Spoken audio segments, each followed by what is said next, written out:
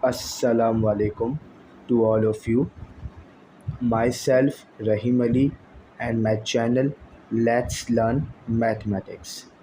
Today we have to discuss theorem number 9.1.2 for class 9 syntax book, and this is very important theorem, and it is also be the part of the examination. So now we focus towards the theorem.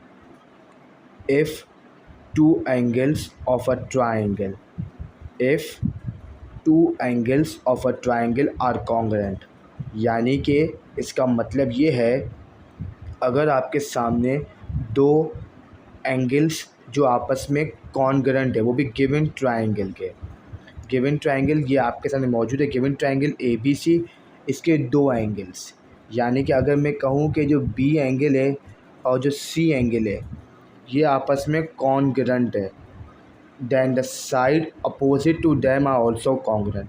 जाहिर सी बात है, ये जो B angle है इसके opposite side बनेगी यहाँ पे बी, राइट, और जो सी एंगल है इसकी अपोजिट साइड यहाँ बनेगी सी।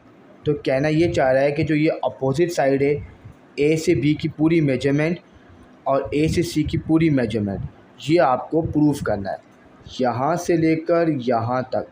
ये तो गिवन था, बाकी जो यहाँ से लेकर टिल यहाँ तक है, यानी कि ए से बी और ए से सी, ये आपस में कॉन्ग्रुएंट होने चाहिए, ये आपको प्रूफ करना है।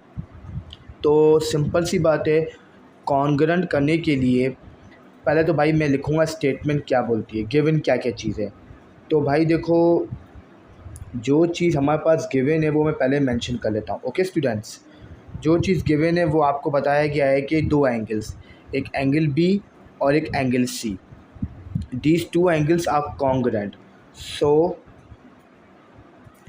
angle B is congruent to angle C. Okay, तो बेटा ये तो गिवन है। ओके, अब हमें प्रूफ क्या करना है,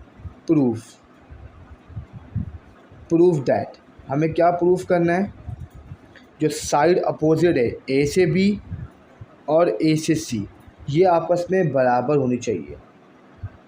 ए से बी इज़ कॉन्ग्रुएंट टू ए से सी।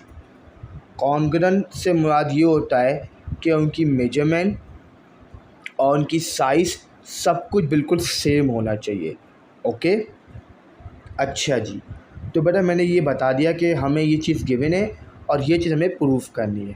अच्छा जी, तो बेटा आपको इतना पता होगा कि साइड अपोजिट तब बराबर होती है जब हम ए को बाइसेक्ट करते हैं, यानी कि जब मैं ए को बाइसेक्ट करूँगा दो हिस्सों में तो फिर साइड अपोजिट बराबर होगी।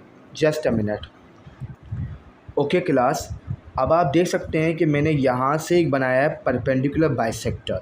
परपेंडिकुलर बाइसेक्टर से मुराद ये है कि मैंने यहाँ से ए को बाइसेक्ट किया है दो हिस्सों में, यानी कि जब मैंने ए के यहाँ से एक लाइन बना दी है, तो जब मैंने ए को दो हिस्सों में तकसीम कर दिया है तो अब एक ट्राइंगल दो हिस्सों में तकसीम हो गया है। एक का नाम है ए डी बी और एक का नाम है ए डी सी। और इस परपेंडिकुलर बाइसेक्टर ने ये साबित करना है कि जब हमने ए को एक तरीके से बाइसेक्ट किया तो जो उसके अपोजिट साइड है, ये वाली साइड और ये वाली साइड, यानी ए से बी और ए से सी, ये आपस में बराबर है। क्योंकि यहाँ पे जो ये परपेंडिकुलर बाइसेक्टर आया है ये शो करा है एंगल 90 को, और जो इसकी साइड अपोजिट है वो कहलाती है हाइपोटेन्यूस। ये आपने पढ़ा होगा Pythagoras theorem. Okay, I think 8th class में हमने स्टडी किया होगा काउंटडाउन 2 के अंदर। सो बेटा अब आते हैं हमारे टॉपिक के अकॉर्डिंग। तो अगर मैं ए को बाइसेक्ट कर दिया तो जाहिर सी बात है इसके एंगल भी दो इक्वल पार्ट में तकसीम हो जाएंगे। तो जब ये दो इक्वल पार्ट में तकसीम हो जाएंगे तो इसका नाम होगा एंगल 1 और इसका नाम होगा एंगल 2, राइट। तो अब ये दो पार्ट में तकसीम हो गए, क्योंकि जब आपने ए को बाइसेक्ट किया है दो हिस्सों में तो ऑब्वियसली तो ए के जो एंगल मौजूद था चाहे वो कितना भी हो वो भी आधे आधा करके टूट जाएगा, यानी कि ये और ये दोनों आधे आधे हो जाएंगे और दोनों बराबर हो जाएंगे। अगर ये 60 है तो इसका हाफ 30-30 में तकसीम हो जाएगा। ओके, जिसका नाम है एंगल 1 एंड एंगल 2। ओके, अब मैं इसका आगे का स्टेप लिख रहा हूँ, कंस्ट्रक्शन।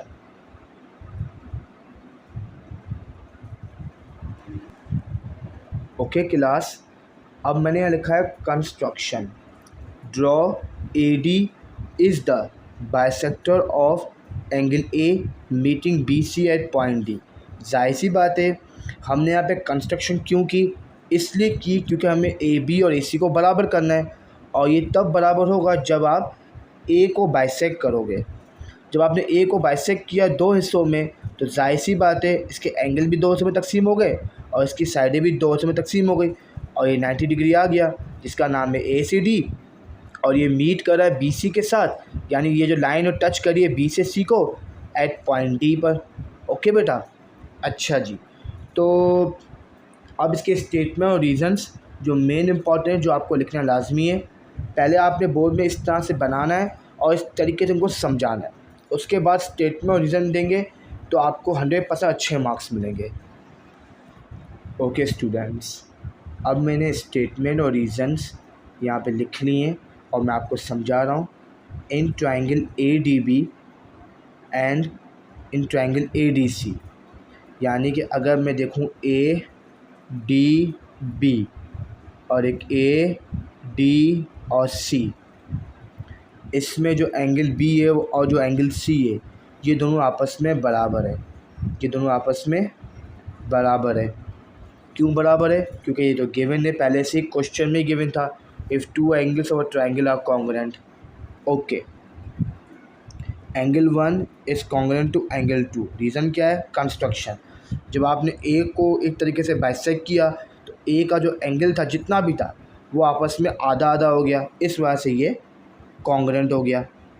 अब अगर मैं इन दो ट्रायंगल में देखूँ तो क्या कॉमन दिखाई दे रहा है? ऑब्वियसली ए सी डी और ए सी डी, ये दोनों सेम दिखाई दे रहे हैं। यस, जब ये दोनों सेम दिखाई दे रहे तो मैं कहूँगा common side of both triangles, जिसका एक तरीके का नाम होता है आइडेंटिटी कॉन्ग्रुएंसी। ये एक आइडेंटिटी प्रॉपर्टी है। ओके, अब अगर मैं देखूँ कि जाहिर सी बात है यहाँ पे दो एंगल्स और एक साइड बराबर दिख रही है, तो ऑब्वियसली ये पूरा ट्रायंगल आपस में बराबर होगा। ए डी बी और ए डी सी किस प्रॉपर्टी के थ्रू? दो एंगल और एक साइड, तो मैं कह सकता हूँ कि एंगल साइड एंगल या एंगल एंगल साइड।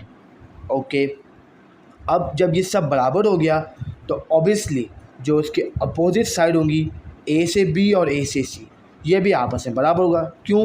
ये क्रॉसपॉन्डिंग साइड है, यानी कि आमने सामने ट्रायंगल के। ये शॉर्ट फॉर्म है ट्रायंगल का, लिखने का तरीका है ट्रायंगल बनाकर उसके आगे एस। ओके, तो ये ए से बी बराबर हो गया ए से सी के। ओके बेटा, दैट्स इट।